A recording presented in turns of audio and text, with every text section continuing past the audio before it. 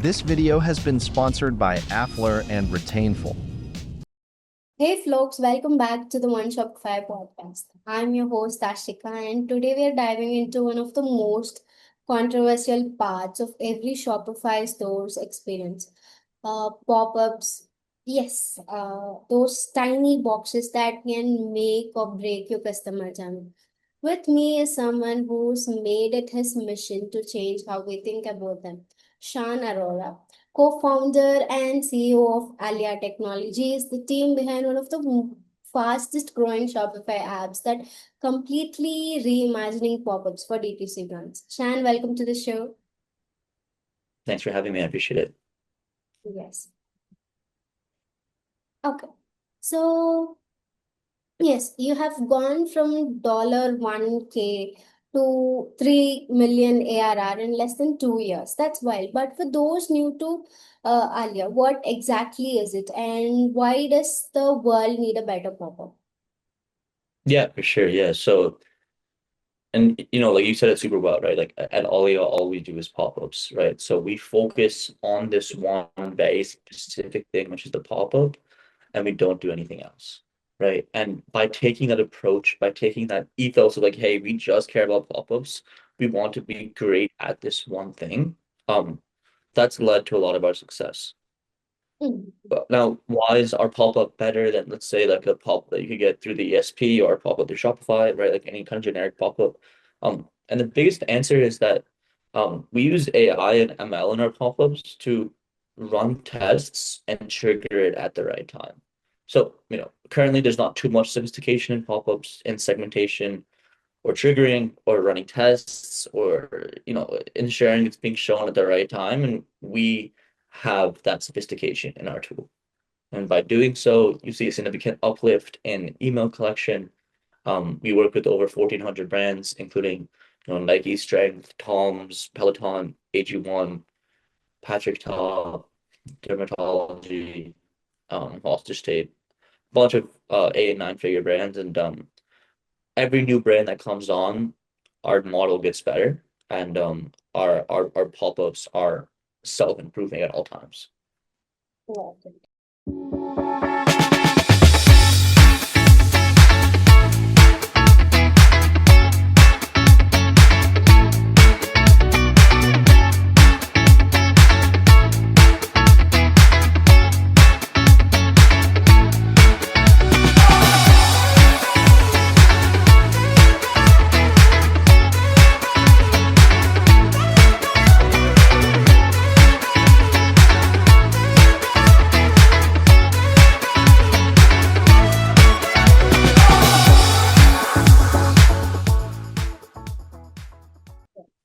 And take us back. What broke your trust in traditional pop-ups? Was there a moment you said this does not work? Yeah, I think like honestly, just going on everyone's sites, right? Kind of starting in e-commerce. I was building out a brand for my mom, and I was learning about the e-commerce world. This is honestly not too long ago. This was 2.5 years ago. So, Mm. I was learning about the e-commerce world and going on every single website. Going doing better research. I was like, oh, there's this pop-up thing that keeps coming up, right? And to me, it was like, why is this not um a more thoughtful experience?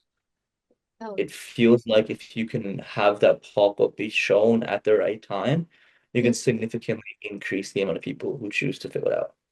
Mm. And there's a lot of nuance that goes into that. But I was just like, I don't believe anyone's doing it today in a nuanced way, and I believe I could do it in a better way. So that was the insight. And since then it's been super, super awesome. But that was the initial insight. It was like, how can we do this in a way that um has sophistication and will genuinely convert higher than what's on the market. Let's address the elephant in the room. Do pop-ups actually work, or are they just a distraction for conversion rates? Yeah, so I mean, there's a lot of again, we work with over 1,400 brands. We have over 100 million views a month of our pop-ups. So we get a ton of data. Meaning we know that when you put a pop-up on the site, if you didn't have a pop-up before, or you have worst pop-up before you should see actually an increase in on-site CVR, especially if you don't have a pop-up. We did a holdout test with hostage tape, one of our clients, where we had a pop-up on, didn't have a pop-up on, significant difference, increase in CVR. So having a pop-up for any site is actually quite crucial. The customer knowing that there is a discount available to them, whether or not they choose to use it, whether or not it's an amazing discount, right? Knowing that they have a discount actually increases their conversion rate. Mhm. Right. You have worked with brands like Tom's and Aviator Nation. What kind of feedback you're getting that validated your approach? Yeah, I think the feedback I've kind of gotten a lot of times is like I'm like, hey, like you don't help when I call them like, hey, how's your current pop-up? They're just like, oh, it's like okay, it's like mediocre. And then I'm like, why haven't you chosen to test it more or rigorously understand how it could be better? And they were just like, it doesn't really fall under the scope of anyone here. And a lot of times that's kind of how it works, I feel like. There's obviously a million things you need to do when you have a Shopify store, especially as you're scaling. Even in the beginning, there's a million things to do, right? So it's like, how do you prioritize things? And pop-ups tend to be one of the things that are not at the top of the list. So for us, for Tom, for Aviator Nation, they're extremely happy to be able to pass that on to us because they know that they're like, hey, these are the experts. They work with a bunch of large brands. Like they're going to get better results than I can, and I don't need to do any work. Like that itself, the value prop is huge. And um, they get excited about the prospect of like, oh my God, I'm gonna get like a 2x my opt-ins and I don't need to actually do anything to do it. Like the Alia team will do it for me. Like home run. What kind of data did you start tracking that most people overlook when evaluating pop-up performance? Yeah, it's a good question. I think the biggest one is that we actually track on-site CVR and bounce rate. Mhm. So we're actually the only pop-up tool I believe that does this, where not only do we show, obviously opt-in rate, so what's the email and SMS opt-in rate, but how is it impacting your conversion rate on site and your bounce rate on site? We want to have the highest converting pop-up, but we also want to ensure that we're not hurting the parts of your site, like the bounce rate and the CVR, that are, so crucial. So I think those two stats are like super important and things that we care about tracking when a lot of other players in the space kind of just only show opt-in rate. Interesting.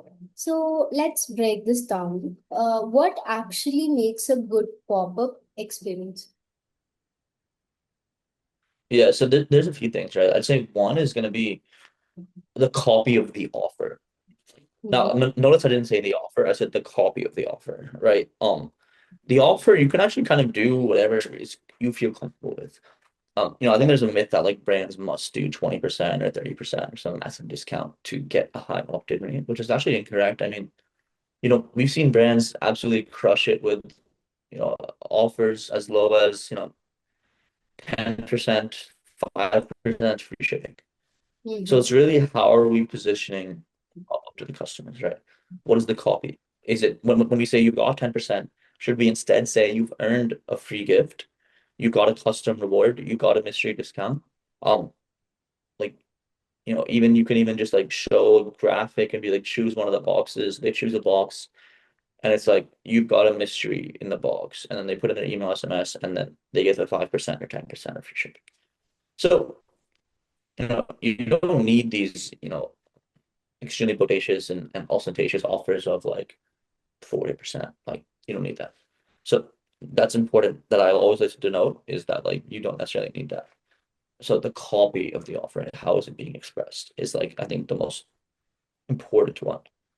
The second being when are you showing it to the users, right? So what we do here, and it's something that pretty much we only do as well, is we show the pop-up for the first time, right? Usually it's like a 5-second delay initially. And then we actually trigger it so that it's being shown again to the site visitors at a second time, um, when they're ready to see it again.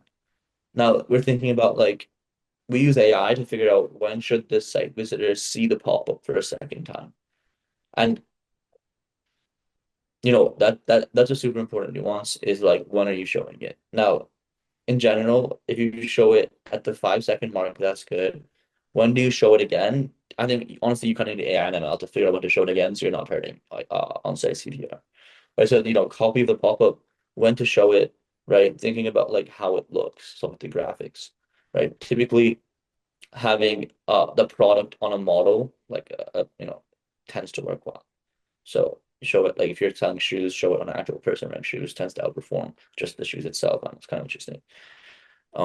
As well as it being full screen. So full screen pop-ups to outperform not full screen pop-ups. So those are three things there. And then the final one that I'd mention is asking a poll question before you ask for the email. Now, it might sound counterintuitive, but again, we have all the data to back it up, where when you come to the site and you see a pop-up, you're more likely to go through the whole journey if I ask you a poll question in the beginning instead of directly asking for email first. So how that flow looks, let's say for Tom's, it's like, who are you shopping for? Is the first thing you see in the pop-up. Men's, women's, kids, family. Now, when you answer that question, you're then prompted to enter email. But by asking that question up front, we see higher opt-ins. So yeah, those are the four things I'd say. And if you can do those four things well, you're on a really good track to significantly increasing opt-ins. Okay, that is a well explained answer. And talk to me about education versus interruption. Why the storytelling so effective in this than the micro experience? Yeah, so I mean, the storytelling aspect that we have, so essentially customers can get educated about the brand at the end of the pop-up.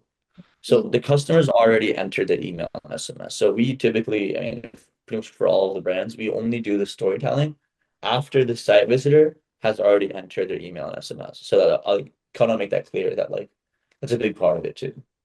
Okay. So imagine the flow is you go to the website, you enter email SMS, it says, hey, do you want to learn a bit about us for a boosted reward? Let's say for an increased reward.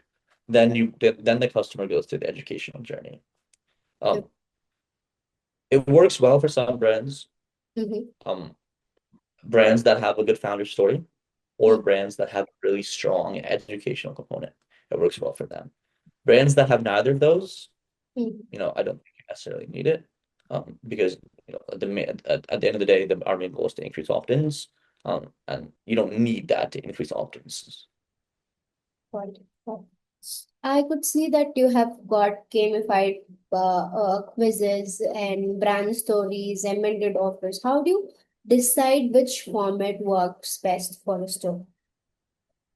Yeah, so we kind of know now at this point what works well. Again, working with a ton of brands. So let's say like a brand in the supplement space comes to us. Mhm. We have brands like Create, like Ogvi, like Ancestral Supplements, a bunch of pretty large supplement brands. So we have a good sense of what works well in that industry. Now, if you come to us for fashion, right, we have like Aviator Nation, Tom's, Peloton Apparel. So like we know what's going to work well for that Mm. specific industry. Now, we then use AI and ML to like, okay, this is the industry that we have. Mhm. What pop-up should we create from that, right? Um, again, ton of data, so we know what's going to work well for specific industries. And that's how we do it. Oh, oh.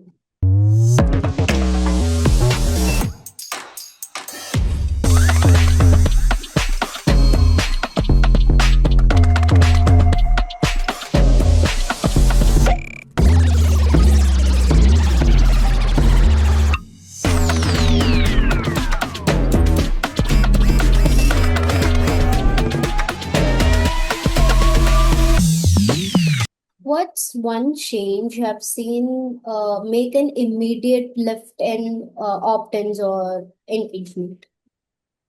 Yeah, one immediate change would be like trying to mess around with the copy of the offer. Let's say instead of 10%, you can try out, you've got a mystery discount. Mm-hmm. Okay. A lot of stores copy each other, but what's one mistake you wish people would stop making in their pop-ups? Yeah, for sure. Yeah, and honestly, not most of our, but a lot of our demos come because they are like I saw Alia on another site. So yeah, definitely. I mean, if you do copy other people's stores, I think it's totally fair. And a lot of people do that. So, um, yeah, I'd say like one mistake is ignoring the value of it and not having a good experience.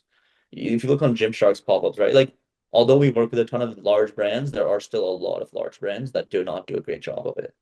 Um, Eventually we'll have them all as customers, but today there's some brands that don't do a great job of it. So I guess like if you're looking at other people's brands and their pop-up is not great, it doesn't mean your pop-up should not be great. It maybe means that they need to become all your customers. But every brand will transition to having a better and better pop-up as their store gets more optimized. It's just at what point in their life cycle are they going to do it?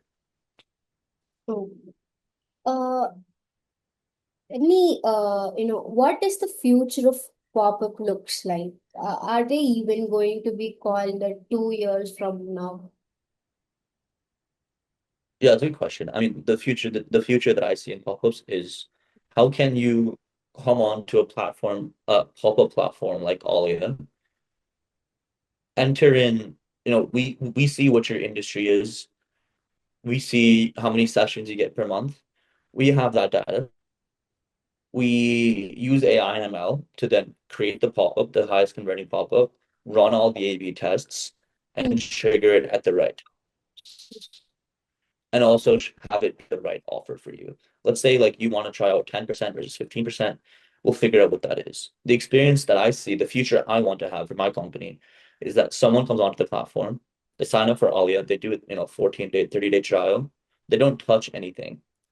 Our AI literally creates, tests, triggers, segments, and optimizes itself without needing any human intervention. And that's the future I see, right? At the end of the day, everyone's busy. Brands do not want to be sitting there and testing every single thing in their pop-up. And as AI is going to be taking over the future, like we believe we're the play for that, right? We're the place where you can come in. You don't need to know anything about pop-ups. You don't need to know anything about AI or e-commerce. That's our job. So we'll figure that out for you. And we'll get you significantly higher opt-in rates with you doing literally no work. That's the future I see of the company, and I think other SaaS companies should be taking a similar future. And if they're not, um, they should probably be taking that future because that's where the world is heading. Okay. My next question was, what are you most excited about building next at Alia? And I think I got half an answer from the previous question. So yes, what are you most excited about the next thing at Alia that's happening? Yeah, for sure. So, we're building a whole like smart suite. Again, we're just gonna stay in the pop-up game. That's the plan. Let's just be pop-ups, but let's be exceptional at them. So one thing we have is smart triggering, right? So when do we trigger the pop-ups? I mentioned we use AI and ML to do that. Smart testing. How can the pop-ups be automatically tested using AI? The third thing we're building, and we'll be launching it soon, is called smart offers. So as a brand, right? Hmm. Um, maybe if I'm coming from a Meta ad and you're coming from an affiliate link and someone else is coming from Google, each of us don't actually need the same offer to convert on that session. Maybe I need 5%, maybe you need 10%, maybe the person from Google needs 15%. So we should all not be seeing 15% because the brand is giving up margin, right? So the goal is how can you show the right offer to the correct customer? Now, we'll do that by essentially having an offer in the beginning, let's say a 10% offer in the beginning. Mhm. AI will track how are people reacting to this, what are conversion rates looking like. Mhm. Based off that, we'll figure out which UTMs are the most likely to convert. Let's say Meta is the most likely to convert. In general, they always convert like 8%, whereas Google always converts at 2%. If there's Mhm. enough significant data that tells us that this is how this looks for the brand, okay, the people who converted 8%, they don't need a 15% discount. So we can Mhm. keep them at 10 or we can bring them down to 5. Now, this guy, the group, the cohort from Google that converts at 2%, they are clearly not converting high enough. Let's bump that up to 15% and let's see if that's going to help that conversion rate. And the good part is that even though you've increased this, I've taken this down to 5%. So now you've actually saved a 5% margin, or you can keep your margin the same, but have a higher conversion rate. So we're thinking about that. And it's something that customers have requested. It's something we know is the future. if you can use Alia, not only can we make you more money, but we can also save you money because you're saving margin on customers who don't need that discount. That's a pretty interesting future in my eyes. And one that is based off data, is based off AI, and makes us a stronger company because every new customer that joins us, we get smarter and our AI gets smarter. So for me, it's like, how can I build a company that has network effects? So we're at 1,400 customers. Let's say the 1401, customer 1401. They're going to benefit because we already have 1,400 customers. Like we have the network already that most other people are not utilizing, right? So like that's the future I see is how do we become a network effect company where every new brand that comes on, all the 1,400 brands benefit because this new brand comes on and this new brand benefits from the 1,400 customers we already have. So yeah, that's the future I see of the company, and to me, it is a pretty exciting one. Right. And yeah, I think it's time for the rapid fire round. Are you ready? I'm ready, yeah. Yes. Pop-up sin you see too often. Sorry, what you said?